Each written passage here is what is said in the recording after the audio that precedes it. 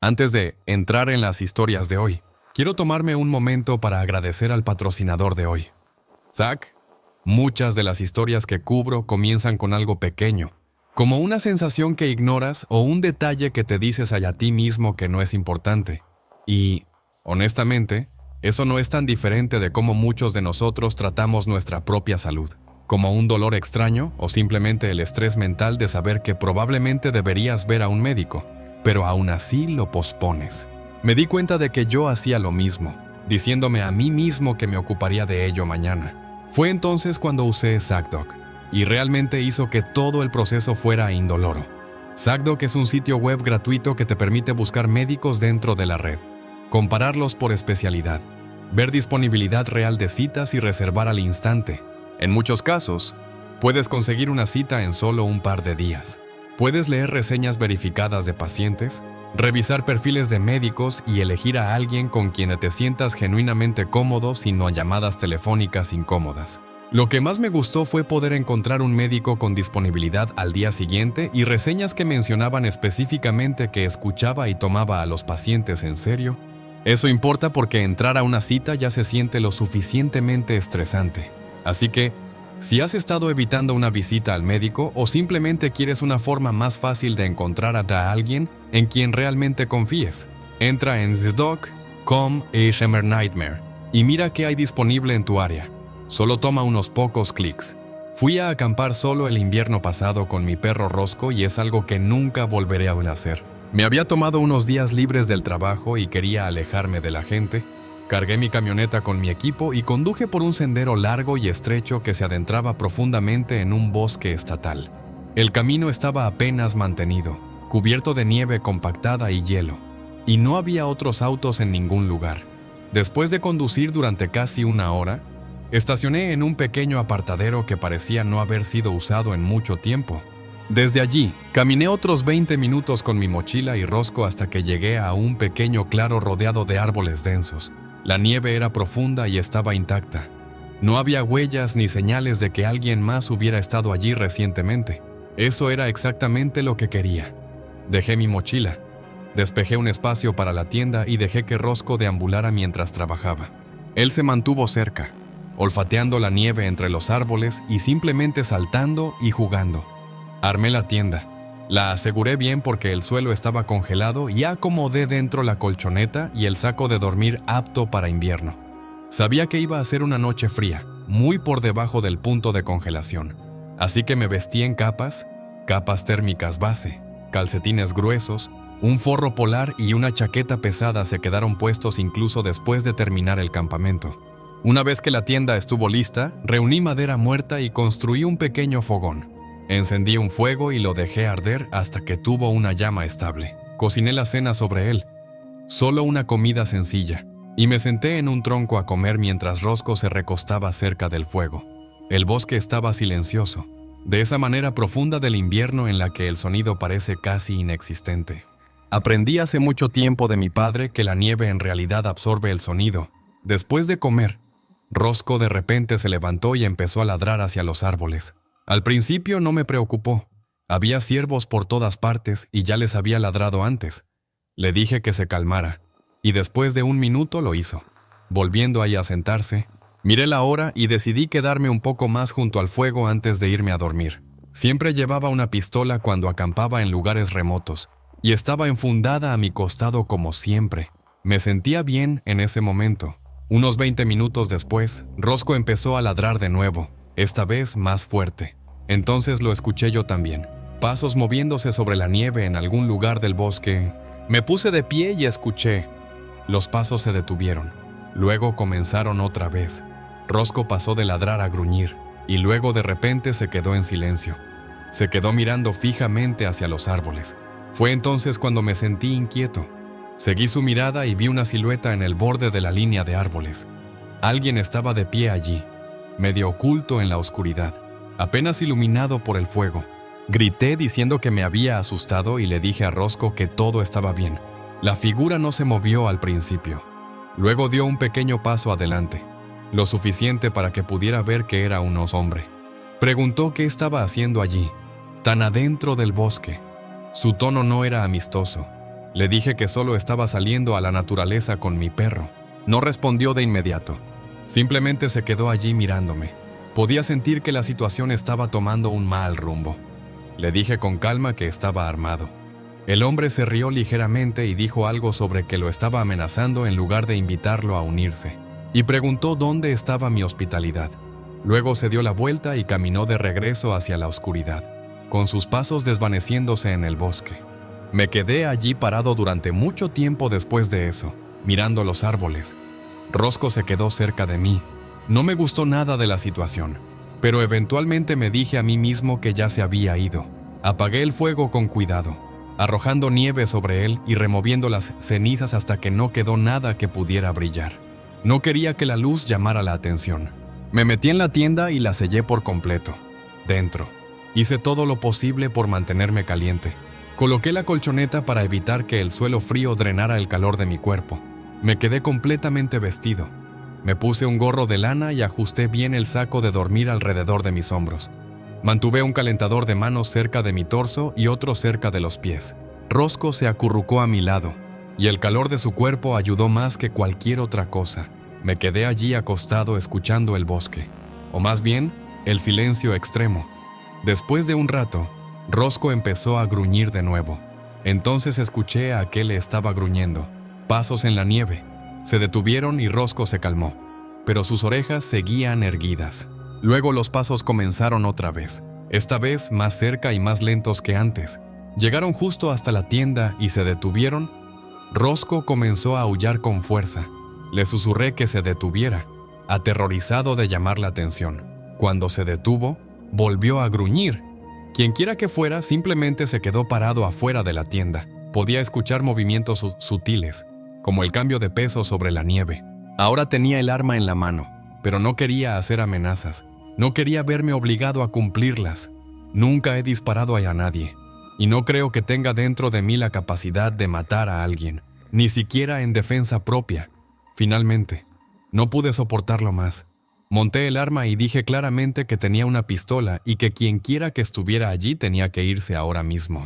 Pero siendo realista, ¿quién más podría haber sido sino ese tipo espeluznante de antes? Hubo silencio durante unos segundos. Luego volví a escuchar pasos, alejándose de la tienda, lentamente al principio, luego más rápido, hasta desaparecer en el bosque. No abrí la tienda para mirar afuera. Me quedé inmóvil durante horas. Rosco se mantuvo alerta todo el tiempo, y esa fue la única razón por la que finalmente me sentí lo suficientemente seguro como para quedarme dormido. Ciertamente no lo habría logrado si hubiera estado solo. Apenas dormí, quedándome dormido solo en intervalos cortos. Cuando el cielo finalmente comenzó a aclararse, recogí todo lo más rápido que pude al amanecer. Caminamos de regreso hasta mi camioneta y nos fuimos. Nunca volví a esa parte del bosque, y nunca lo haré. Personas inquietantes como ese tipo realmente hacen que la vida sea aterradora a veces y te recuerdan que nunca puedes bajar la guardia del todo. Fin de semana del 4 de julio de 2025. Conduje desde Melbourne, Florida, hasta Charleston, Carolina del Sur, para visitar a un buen amigo llamado Mark, a quien no había visto en años. Él estaba allí haciendo una pasantía para su programa de derecho y se quedaba en una casa en la ciudad.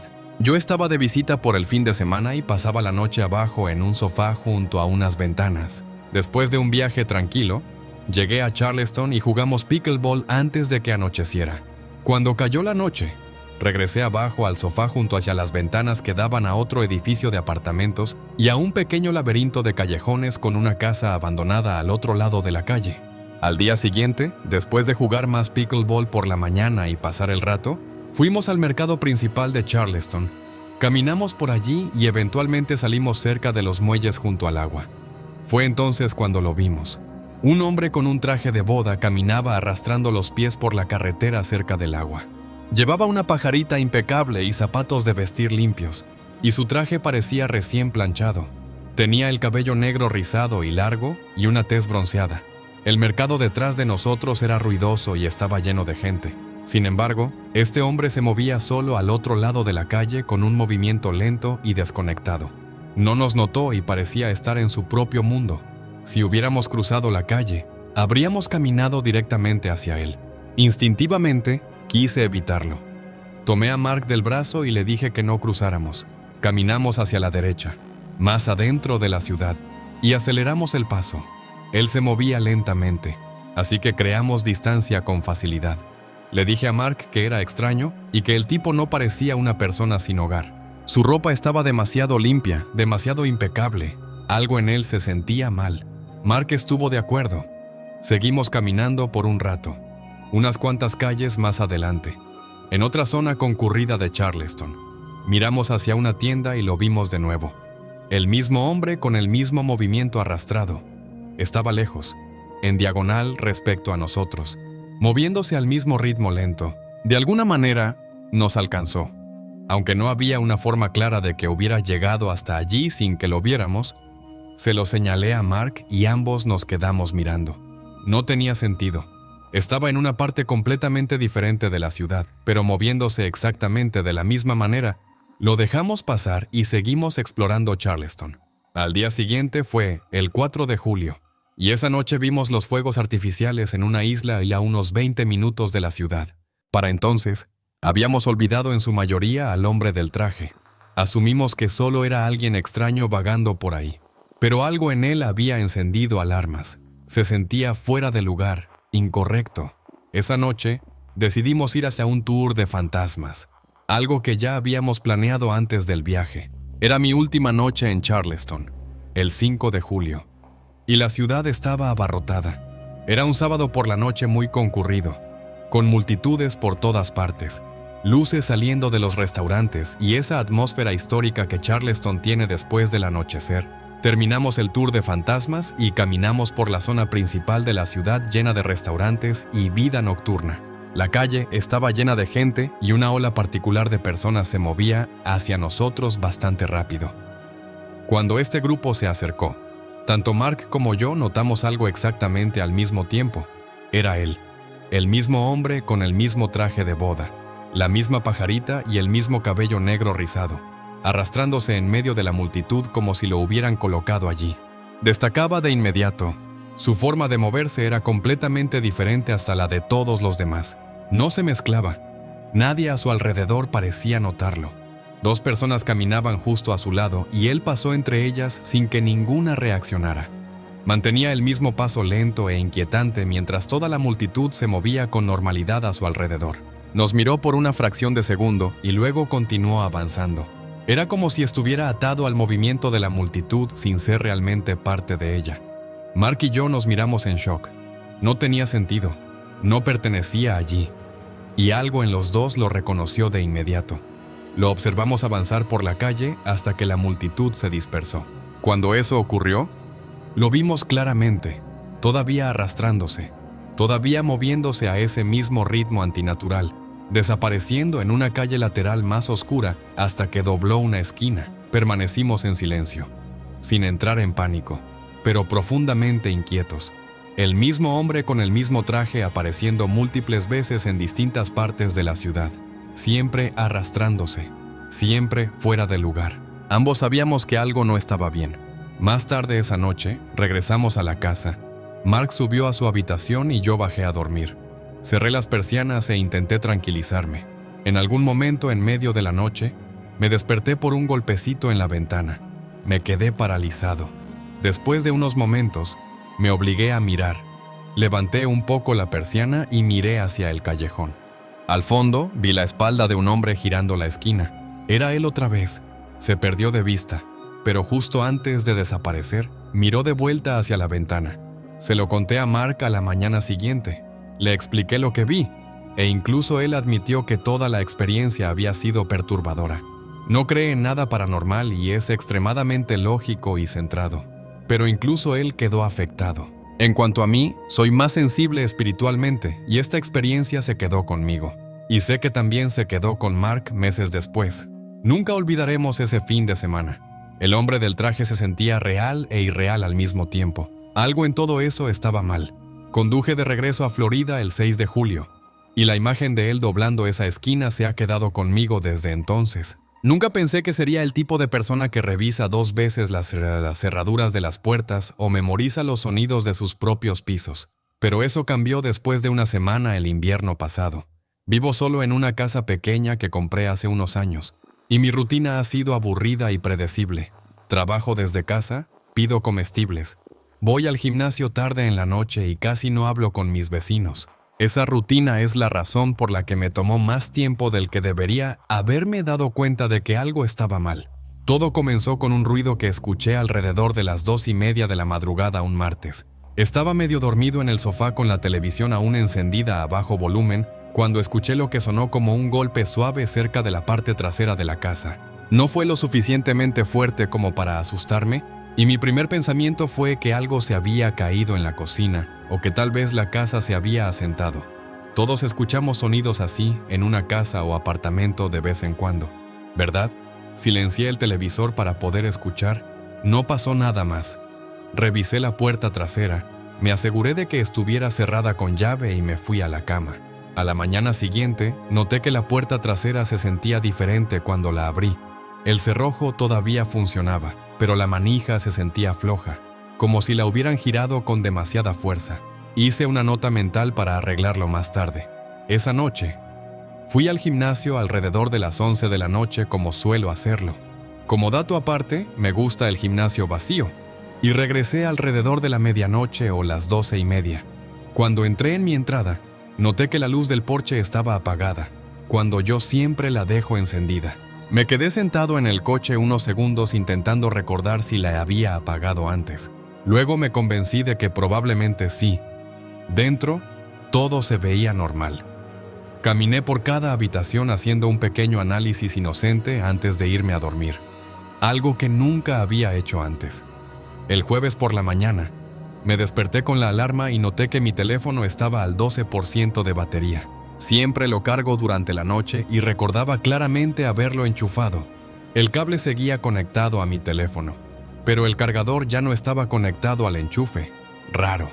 Me dije a mí mismo que debía haberlo soltado sin querer mientras dormía, pero esa explicación no tenía mucho sentido porque mi teléfono seguía en la mesita de noche, no en la cama conmigo. En ese momento, mi única explicación fue que había tomado el teléfono en medio de la noche. Lo había arrancado accidentalmente del enchufe sin darme cuenta y lo había vuelto a dejar. Empecé a prestar más atención después de eso. Esa noche me quedé despierto más tarde de lo normal, sentado en la oscuridad con la televisión apagada, solo escuchando. Alrededor de las 3 de la mañana, escuché golpes lentos provenientes de la parte trasera de la casa. ¿Pasos?, me pregunté. No puede ser. Contuve la respiración, pero los golpes parecieron detenerse. Después de un rato, me convencí de que venían del exterior. Vivo en los suburbios. Claro que hay otras personas alrededor, incluso de noche. Al día siguiente, encontré huellas de zapatos embarrados en el suelo cerca de la puerta trasera. El problema era que las huellas no eran claras. No podía distinguir con precisión el dibujo de las suelas, lo que hacía parecer que alguien había intentado limpiarlas antes de caminar por la casa. El estómago literalmente me dio un vuelco. Me quedé allí mirándolas, tratando de entender cómo habían llegado ahí. No había tenido visitas. No había salido con zapatos embarrados. Volví a revisar la puerta trasera y esta vez noté marcas leves de raspaduras alrededor de la cerradura, como si alguien hubiera usado algo delgado para forzarla. Llamé a un cerrajero y le dije que pensaba que la cerradura estaba fallando. No mencioné nada sobre las huellas. Reemplazó la cerradura esa tarde y me dijo que todo debería estar bien. Esa noche, empujé una silla contra la manija de la puerta trasera y dormí con la puerta de mi dormitorio cerrada con llave, algo que nunca había hecho antes. Me desperté justo antes de las 4 de la mañana por el sonido de algo golpeando suavemente la puerta de mi dormitorio. No era un golpe fuerte. Sonaba como si alguien estuviera probando la puerta con las yemas de los dedos. Me quedé completamente inmóvil, mirando la puerta, con los ojos ardiendo porque me negaba a parpadear. El golpeteo se detuvo después de un minuto y luego escuché pasos suaves alejándose. No dormí después de eso. Por la mañana, la silla seguía bajo la puerta trasera, pero la puerta trasera en sí estaba desbloqueada. La cerradura nueva no estaba dañada. Simplemente había sido girada, y fue entonces cuando la realidad realmente se impuso. No estaba imaginando estas cosas como había pensado por estar cansado. Alguien había estado dentro de mi casa mientras yo dormía y sabía cómo desbloquear la puerta desde dentro. Llamé a la policía e intenté explicarlo sin sonar loco. Revisaron la casa, miraron el patio y me dijeron que no había señales de entrada forzada. Pero claro, eso era bastante obvio considerando que había cambiado la cerradura. Sugirieron que quizá yo mismo había desbloqueado la puerta sin recordarlo. Sabía que eso no era cierto, pero tampoco había mucho que pudieran hacer. Esa noche, me quedé despierto con todas las luces encendidas y un cuchillo de cocina sobre la mesa frente a mí. Alrededor de las 2 de la mañana, escuché algo proveniente del sótano.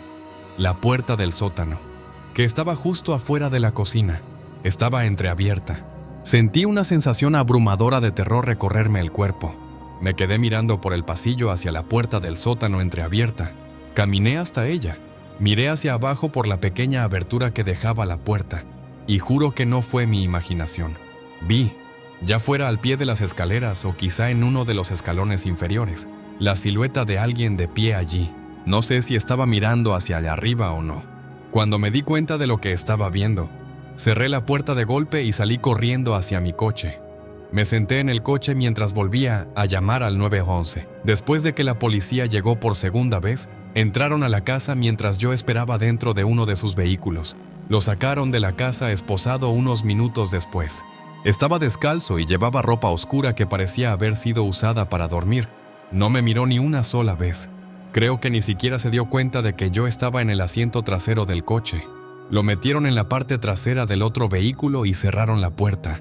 Me quedé afuera mientras más oficiales volvían a entrar y me negué a mirar al tipo en el coche.